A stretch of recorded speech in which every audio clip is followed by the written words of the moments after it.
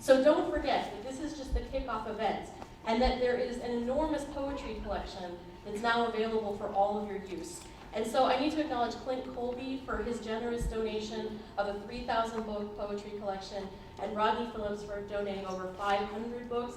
They are not all cataloged and out of the shelves for you yet, but we are working our fingers to the bone to make those beautiful books part of your reality sometime soon. So come back.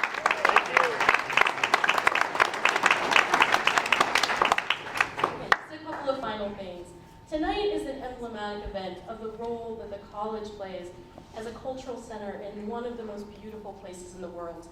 So the physical beauty and the grandeur of the lake are unparalleled, and as a result, we're able to attract unparalleled talent to this area.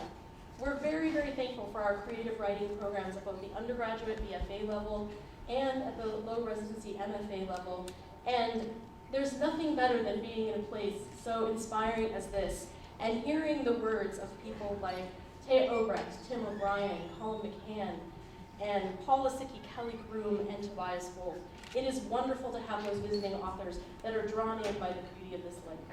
Bring up someone that you'd much rather hear from than me, Brian Turner. He's the director of our low residency MFA program, and he's going to introduce Jane Hirshfield and Juan Felipe Herrera, who are going to read to you tonight. Well, I should say we have two readings, and Laura McPhee will be the first introducer for that reading. So I hope you enjoy the night, soak it in, and we can talk about it afterwards.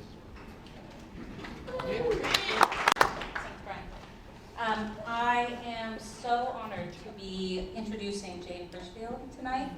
The Washington Post says her poems brilliantly portray even mundane experiences as if they were nothing short of revelation.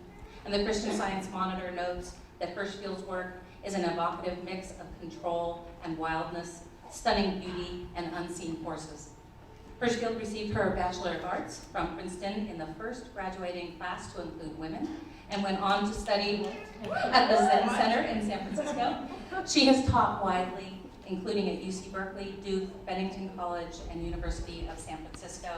She is the author of 7 collections of poetry, including her most recent, Come Thief, published in 2011, After, which was shortlisted for the T.S. Eliot Prize and named Best Book of the Year by the Washington Post, San Francisco Chronicle, and the London Financial Times, and given Sugar, Given Salt, finalist for the 2001 National Book Critics Circle Award.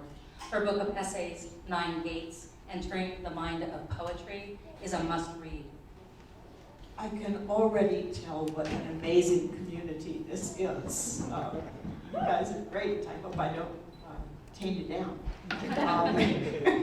Thank you for that wonderful introduction. And I'm sorry I didn't bring that poem to read you tonight, so you will have to find it. What I wanted to start with is a poem which seems particularly apt for an occasion in which we're celebrating the communal life of poetry, the celebration of poetry, the existence of books, the existence of audiences. And at such a moment, what I like to do is remember that there are many, many great poems being written outside of those circumstances, by people who may never be published, by people for whom paper or electricity or a pen might be hard to come. And I am confident that at every moment such writers are working, and that whether we ever know their work or not, the world is still changed by their poem's existence. So, the poet. She is working now in a room not unlike this one, the one where I write or you read. Her table is covered with paper. The light of the lamp would be tempered by a shade where the bulb's single harshness might dissolve. But it is not. She has taken it off. Her poems, I will never know them, though they are the ones I most need. Even the alphabet she writes in, I cannot decipher. Her chair, let us imagine whether it is leather or canvas, vinyl or wicker. Let her have a chair, her shadeless lamp, the table.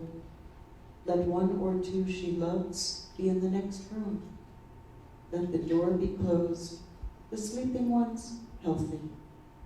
Let her have time and silence, enough paper to make mistakes and go on.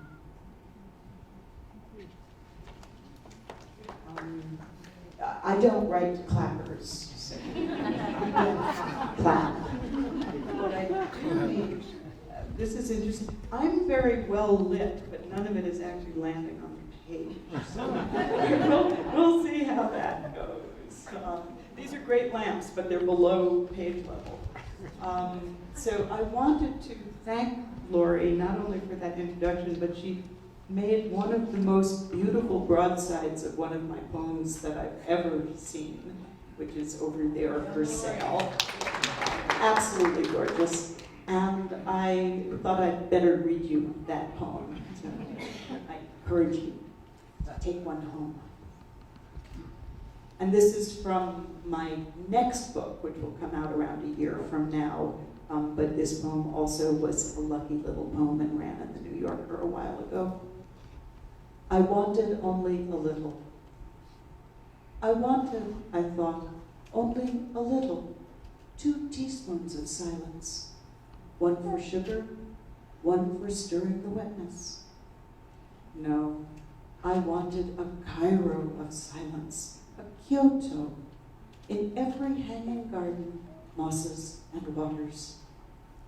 The directions of silence, north, west, south, past, future.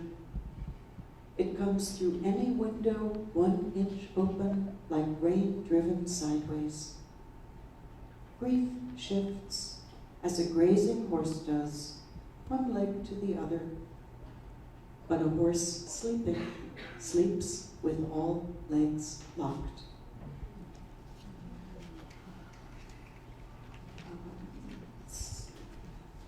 So I thought I'd read you an early poem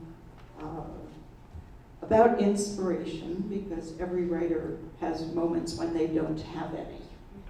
And this poem is basically, it looks like it's a poem of advice, but it's actually a poem of self-talking. And it just tells the story of a day when I really wanted to write and I couldn't, and so I tried this and tried that and tried that, and the poem is the literal outcome of each of the things I actually tried. It's got one word in it you may or may not know, Zendo, that's a meditation hall. And it starts, the whole poem is quotation and paraphrase. You know, basically, if you don't know what to say, other people have said a lot of great things. So what I like to say is, it starts out with an ancient Chinese koan, slightly altered. It then goes on to paraphrase Emily Dickinson. It then goes on to an almost verbatim quote from a 1901 bird book, which I liked because it's full of internal rhyme and assonance, as well as extremely good advice. Then it refers to a famous poem, The Thought Box, by the English poet Ted Hughes. Then something happened, then there's another quote, and like I like to say, I wrote the last line myself. Inspiration. Think of those Chinese monks' tales, years of struggling in the Zendo, then the clink while sweeping up of stone on stone. It's Emily's wisdom, truth in circuit lies. Or C. Grant's Common Birds and How to Know Them, New York, Scribner's, 1901. The approach must be by detour, advantage taken of rock, tree, mound, and brush. But if without success this way, use artifice. Throw off all stealth's appearance, watchfulness, look guileless, a loiterer, purposeless, stroll on, not too directly toward the bird, avoiding any gaze too steadfast. Or, failing still in this, give voice to sundry whistles, chirp. Your quarry may stay on to answer. More briefly, try, but stymied, give it up, do something else. Leave the untrappable thought, go walking, ideas buzz the air like flies. Return to work, a fox trots by. Not Hughes's sharp, stinking thought fox, but quite real, outside the window, with cream-dipped tail and red fire legs doused watery brown, emerges from the wood's dark margin, stopping all thinking, and briefly squats, not fox, but vixen, then moves along and out of sight. Enlightenment, wrote one master, is an accident, though certain efforts make you accident-prone. The rest slants fox-like in and out of stones.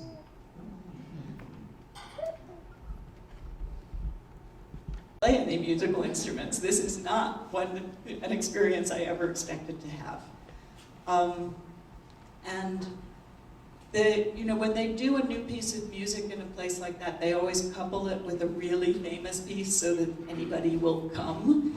And so the second piece on the program was Mahler's Fifth.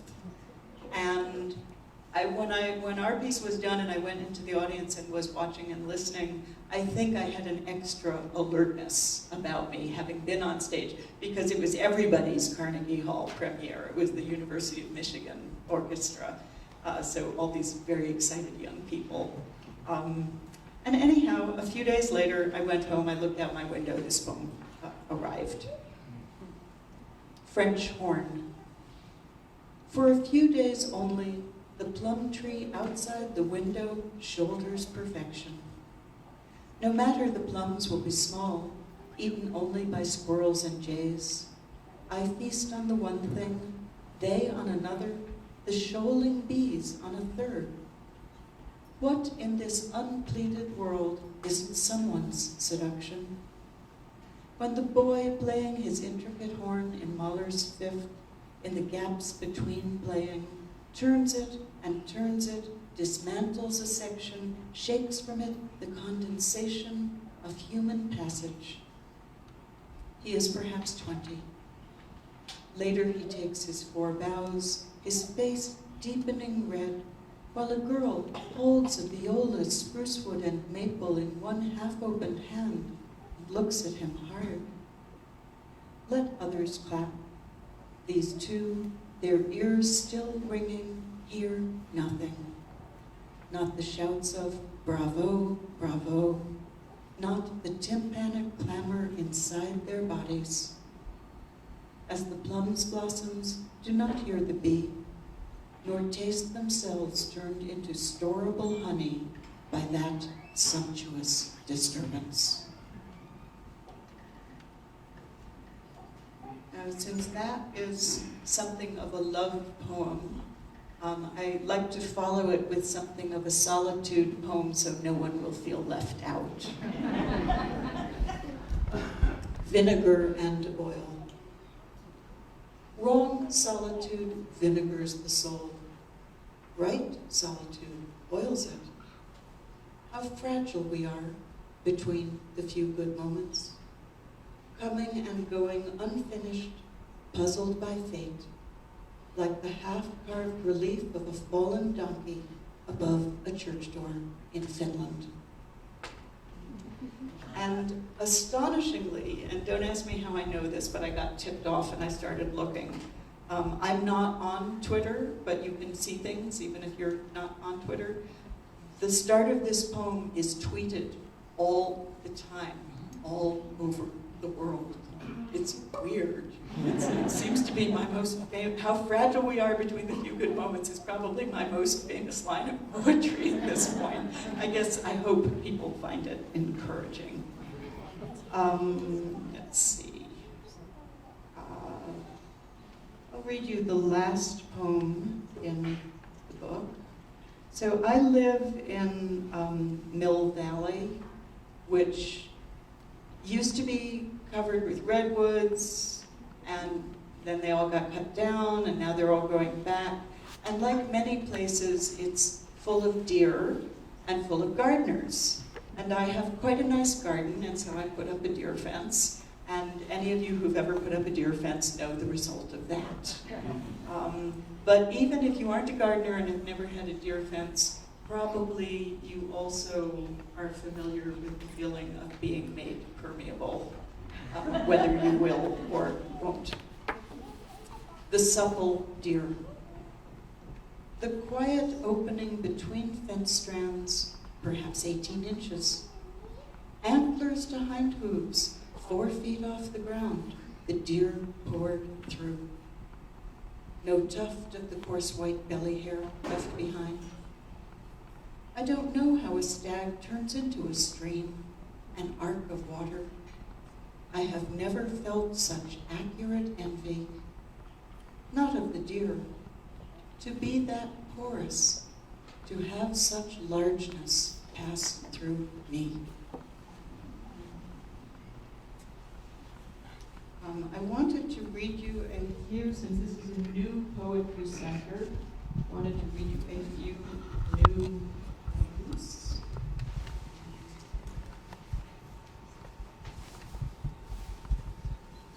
There's a Portuguese kind of song called a fado.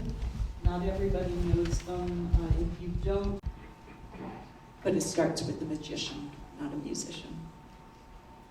A man reaches close and lifts a quarter from inside a girl's ear. From her hands takes a dove she didn't know was there. Which amazes more, you may wonder, the quarter's serrated murmur against the thumb, or the dove's knuckled silence? That he found them, or that she never had, or that in Portugal, this same half-stopped moment, it's almost dawn, and a woman in a wheelchair is singing a fado that puts every life in the room on one pan of a scale, itself on the other, and the copper bowls balance.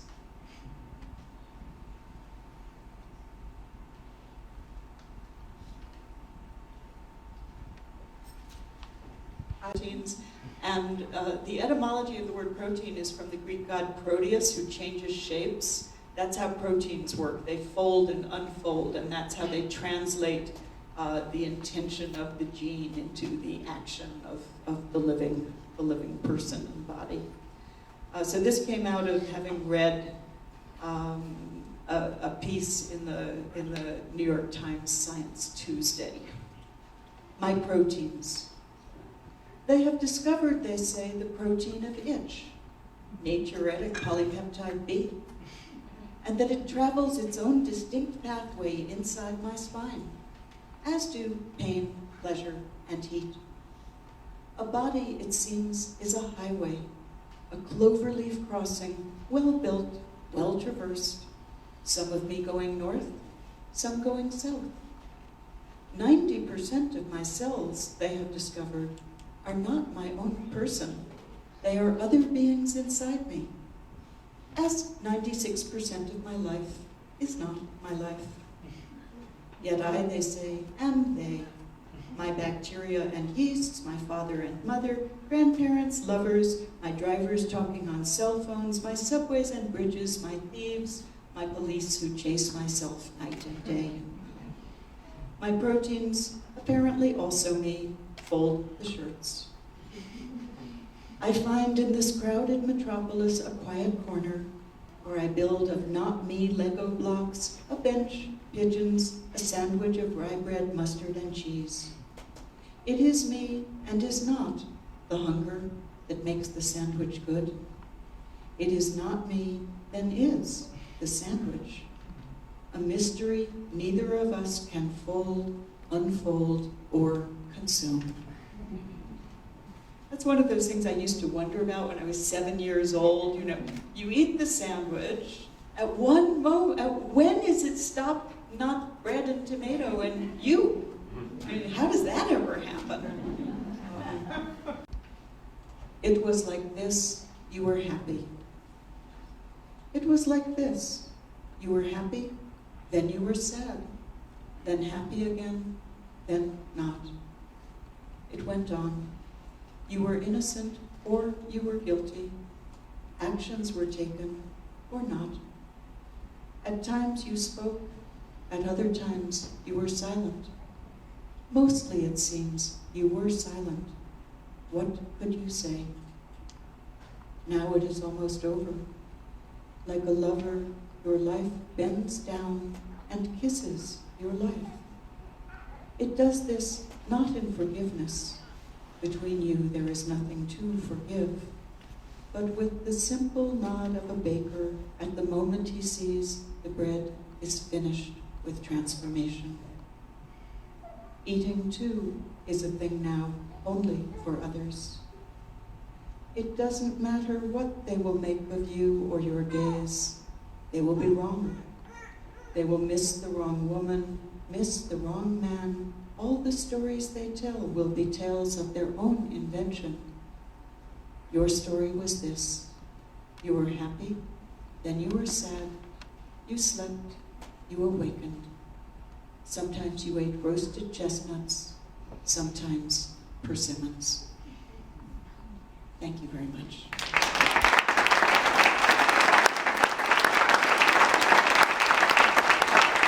It is my distinct honor and privilege to introduce Juan Felipe Herrera this evening. Herrera is a man of many talents, a writer across nearly every conceivable genre, a performer, a teacher, an activist, and a producer. He earned his BA in social anthropology from the University of California, Los Angeles, his MA in social anthropology from Stanford University, and his MFA in poetry from the prestigious University of Iowa Writers' Workshop. Herrera is the author of 29 books, including his bilingual memoir, Calling the Doves, the poetry collection, Half of the World in Light, Crash Boom Love, a novel in verse, and his most recent collection, Senegal Taxi. Among his numerous achievements, he has been awarded the Guggenheim Fellowship, the National Book Critics Circle Award, the PEN Open Book Award, and is currently the Poet Laureate for the state of California. In 2012, he created the I Promise Joanna Project, an anti-bullying poetry project in which students and their teachers are encouraged to write poems about being bullied or witnessing bullying and how this has affected them and what they can do to prevent it from happening in the future. Herrera is also a community arts leadership builder with youth at risk in migrant communities. Thank you. Big hand to everybody. A big hand to everybody. And another big mano to Jane. Another big mano.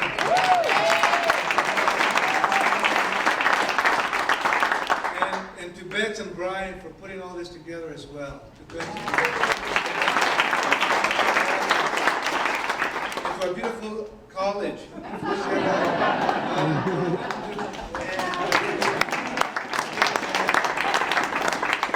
And this beautiful library. We gotta acknowledge everything, everywhere, all the time. That's what poetry is all about. And it really is great to be here. It is a beautiful moment for me.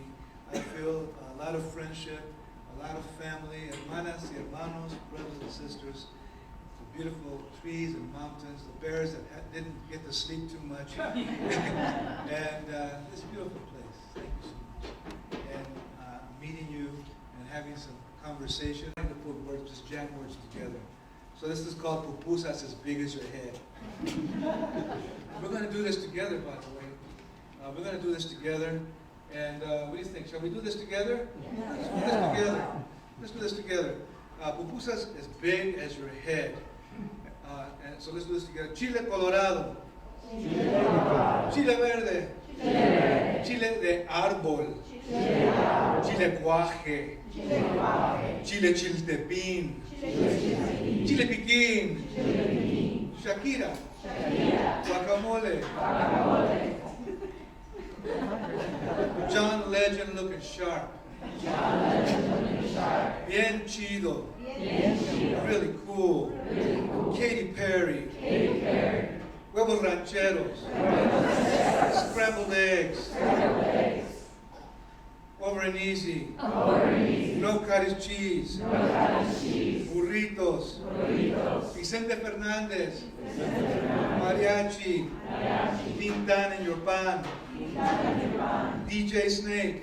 And Little John. Órale. Pues. You flunked spelling. Keith Urban. Pharrell Williams. Ahí viene la migra. Here comes the Border Patrol. Lady Gaga. El Elefante. De Tijuana. The elephant from Tijuana. Future Island. Boring. Another murder. Another rape. Another prison. another lonely cigarette, borracho walk by the lake. Ven acá, come here, don't leave me. I'm so cold, I'm so cold. My jefito doesn't know me. My father doesn't know me. And Kanye West, and Tyga, and Drake, and Piloncillo, Horchata, Jamaica. On my cell phone, the black eyed peas in my tamales. Don't look, because we'll have to talk about it. ¿Me entiendes? You understand? And Flo Rida, and Nelly, and Jay-Z. ¿Sí? ¿O no? ¿Por qué? El chorizo brinca. The chorizo fries and spouts when you fry it. And droga. And drugs. And droga. ¿Listo? Lista? Eminem? Another prison. Flo Rida. Scrub floors. Black knees. Broken hands. 14 rooms. The guitar stands still. Who will play it? Who can sing? Where is your voice? Who has taken it? How long did it take? Me, hermanos, hermanas. My father jumped a train from Chihuahua. 1898 to Wyoming. Became a cow puncher. Back then, 1 penny for a word. Milk. Leche. 1 penny. School. School. 1 penny. In English. You are large. As a mountain. Burrito. Pusa. As big as your head.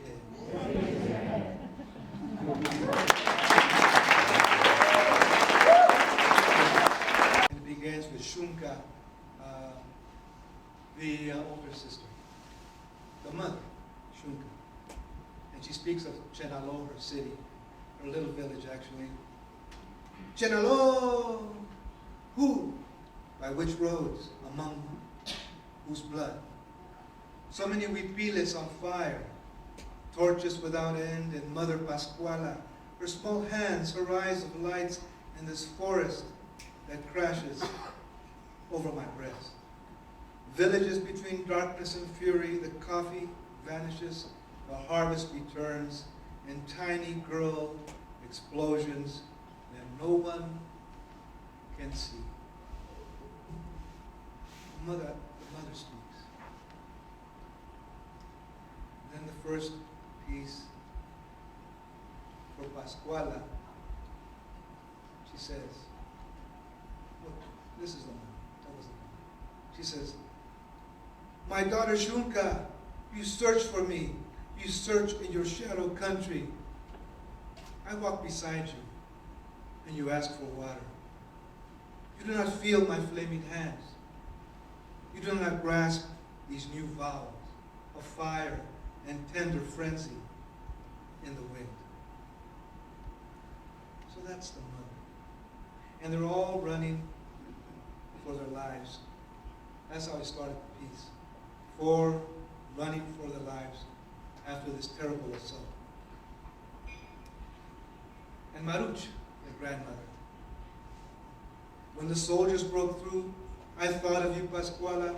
I ran toward the heart of the river where we used to bear leaves and laughter. The heavens escape us at these moments. Only branches that tear and trails open to the wind. The rose denies itself and still triumphs. The origin of your hands, red maíz, everything mixes and leaves me. I left with my walking stick in the corn cob in my jute bag. The moon lengthens, drips, and froths at the mouth. The mountain sustains me, and your eyes wake me. My net bag hits me. Ash, iron. Where are you? So that's the moon. The sun rises over the distant sands of my pueblo, Actial. Little pueblo, moss guaraches and mud walls. Lights up the broken thatch roof houses. Leaves thrown and roots without fruit. Falls over the winter that comes up breathless without music. Day to day, spins naked in its white Indian tunic. It is a mouth that descends across the streets of San Cristobal. Searches for me, calls me, Macal! Is that you? Is that you? Between the splinters, the ancient sun nourishes itself with the girl drum that dreams in my womb this military storm. That's the older sister.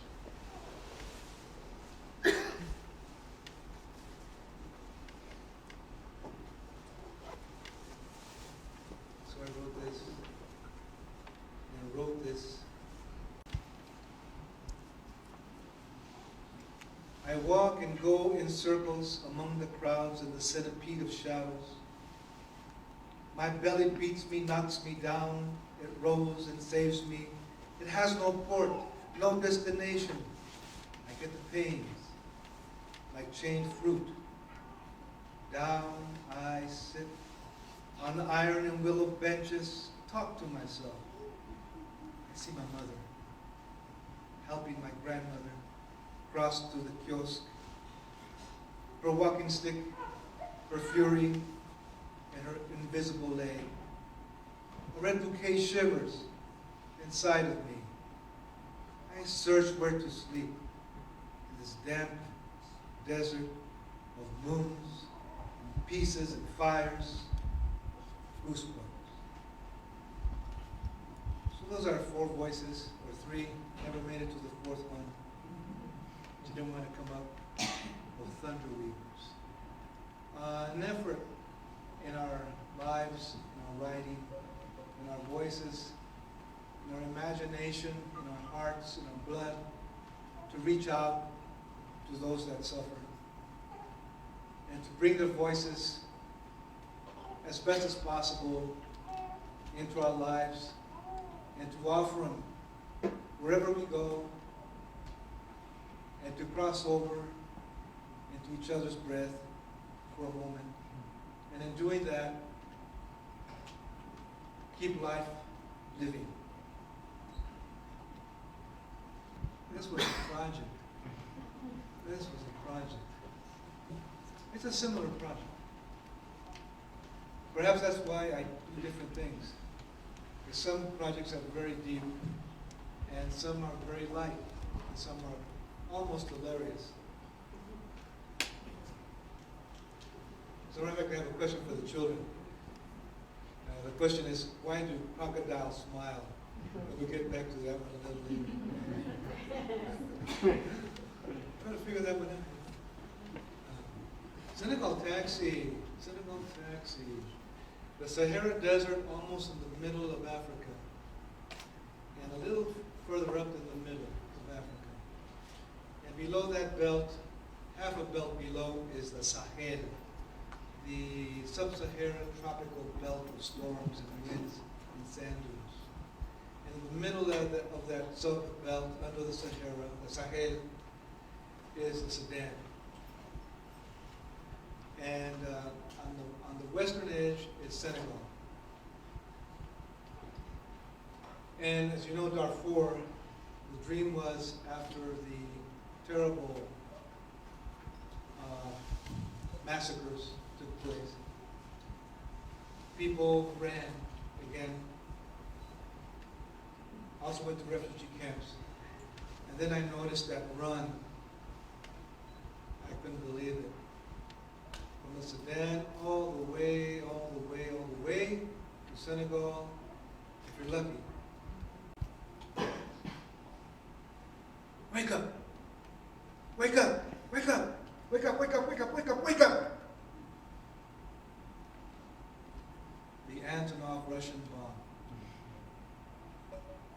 Here I go,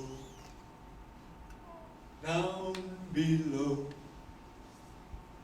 Here I go, down below. Who sent me? I don't know. Here I go, down below.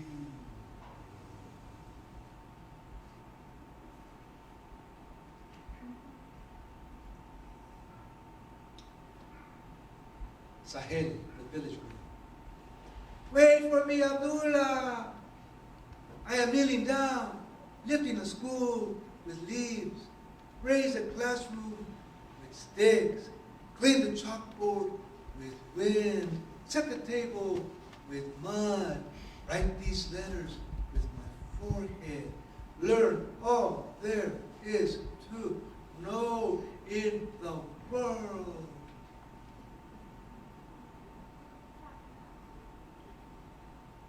The village fly and the Janjaweed are the torturers, as you know, the paramount. The village fly. Janjaweed say, batter down, batter down. Heh. They think they have struck gold. They pause and pretend to examine me. They are not the patient kind, I must say.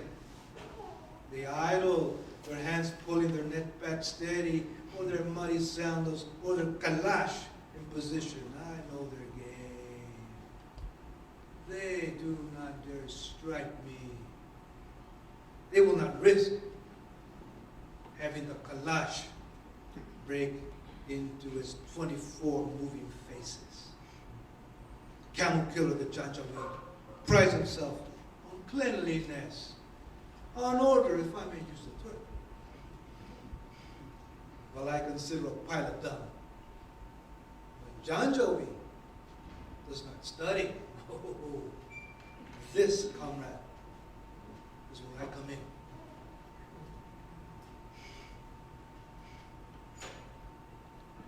That's the village.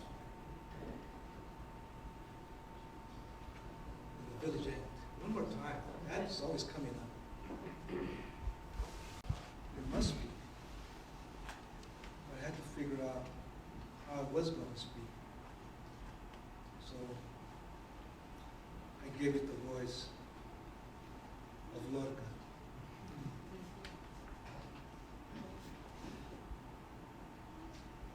I figured I'd give it a voice that we wouldn't expect it to have.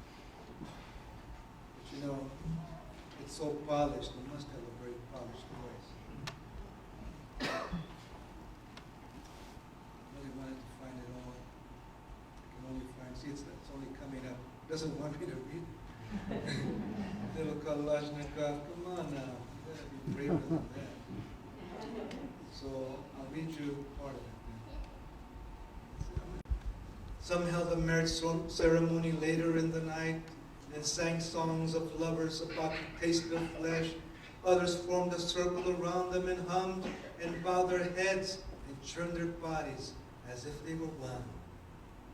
My father's open face of fire flowers did not matter to them.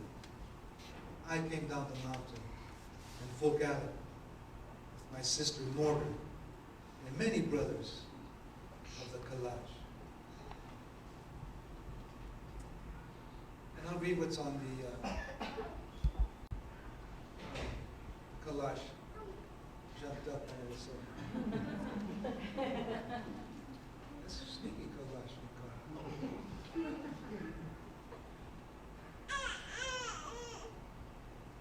In my language of Kalash, I spoke to them. For the first time I said, help me. Take me with you. Wipe my face. I'm scarred and bloody. I suffer from tempests, from implacable winds between my temples. I want to taste what you taste. Cruel breads, stews of knees and boiling tongues. Putrid waters. I only know the young hands and the uncertain fingers of my master. So I was born. So was my destiny. It is the mountains that I love. I call to them, and I call to them as I fall to your side, as my master sleeps. My name is Gala. So that's what I did.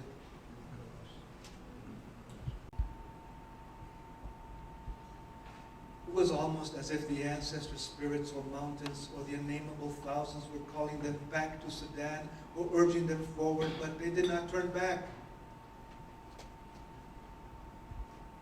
Bullets came to them and broke their flight. They fell to the sands and were dragged away by the shrouded men, mumbling and laughter and catching their breath and spitting and letting it come down their long-boned sun-scorched faces. The tiny, tilted, filthy shack, pestilent shack, was waiting for them as it had waited for all those hunted ones that dared to outsmart the Sahel, to evade the Janjaweed en route to something they had never seen, something without blood and fire sliding out of its eyes, and rape and torn innards and chopped faces and raped against sisters, mother, child, woman, flesh.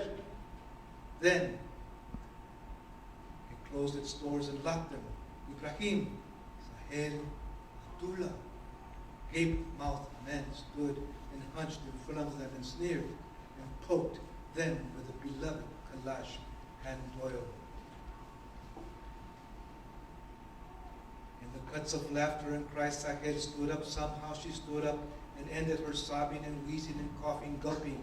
From the mucus sliding down her throat, her rag shirt half ripped by the men with the Kalash, she stood up, alone in the room of man-eagles, as if she had wings, and the sky where she could ascend and breathe for the first time.